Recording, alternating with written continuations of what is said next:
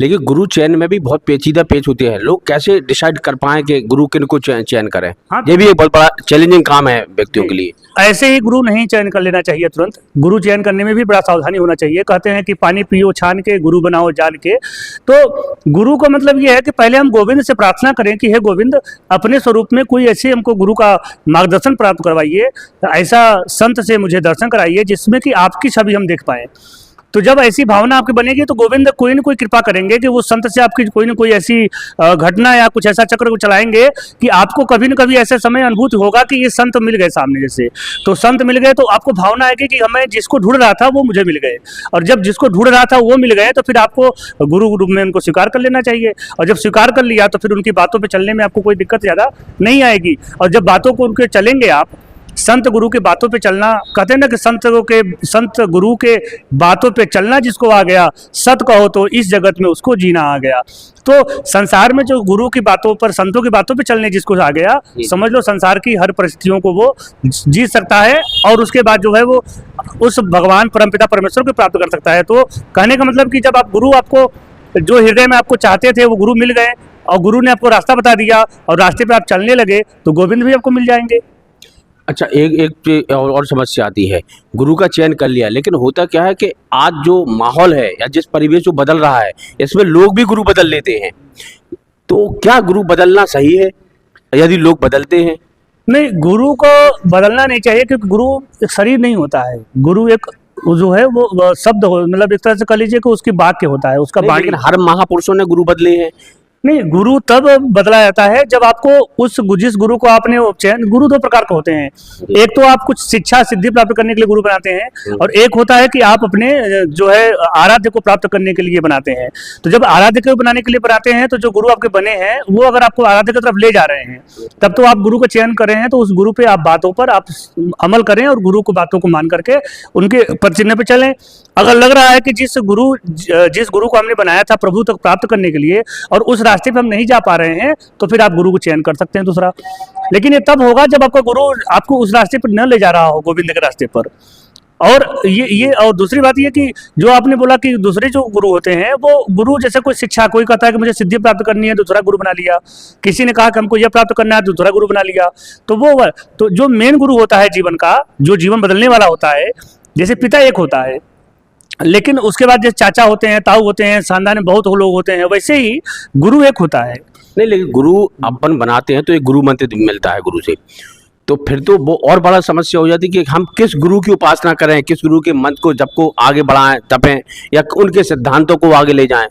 नहीं, तो जो आपने जिसके गुरु मंत्र, मतलब जिस गुरु जी से आपने अपने आराध्य भगवान का मंत्र लिया है, उसी गुरु की बातों को आप फॉलो करेंगे। देखिए, जैसे वेद में और शास्त्र में दोनों बातें लिखी गई हैं। अब वेद और शास्त्र में कभी कभी कुछ बातें ऐसी विरोधाभासी हो जाती हैं। वेद कुछ कहता है और शास्त्र कुछ कहता है, तो ऐसे में जो गुरु कह देगा वो बात मानी जाएगी। जैसे उदाहरण के लिए, जैसे तुलसी पहनना है, तो अब रामानंद संप्रदाय में जाएंगे तो तुलसी जो है आपको दिन भर पहनना है, गले में लगा करके नहाना भी है तो पहनना है हर समय 24 घंटे, जैसे जनेऊ पहनते हैं हम लोग। लेकिन हमारे संप्रदाय, रामानुज संप्रदाय में जाएंगे तो आचार संप्रदाय में कि स्नान करते समय और नित्य क्रिया करते समय माला उतारना पड़ेगा तुलसी आपको। तो ये विधान अलग है। तो अब बताइए, दोनों गुरु तो अपनी अपनी बात कह रहे हैं।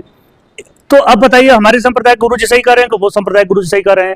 तो अब वो राम जी को उपासना करने वाले हैं, हम विष्णु भगवान को उपासना करने वाले हैं। भगवान तो सब एक हैं, लेकिन दोनों में अंतर हुआ ना। अब गुरु जी हमारे कहे कि आपको ऐसे पहनना, तो मैं ऐसे पहनता हूँ। अब रामानंदी में जो है दिन भर देखो कंठी पहने रहते हैं, गौड़िया संप्रदाय में दिन भर गले में लगाए रहते हैं। तो ऐसे तो गुरु की जो बात है उसको मान करके चलना पड़ेगा। दूसरी उदाहरण देखो मैं आपको देता हूँ, एकादशी के विषय में। कहते हैं कि वो वैष्णव नहीं है जो एकादशी को व्रत नहीं रखता, लेकिन आप देखिए मतलब ये राधा वल्लभ संप्रदाय में और हरिदास संप्रदाय में देख लीजिए, कितने लोग जो है क्योंकि उनके में अष्टयाम सेवा होती है, तो वो एकादशी व्रत नहीं रखते हैं।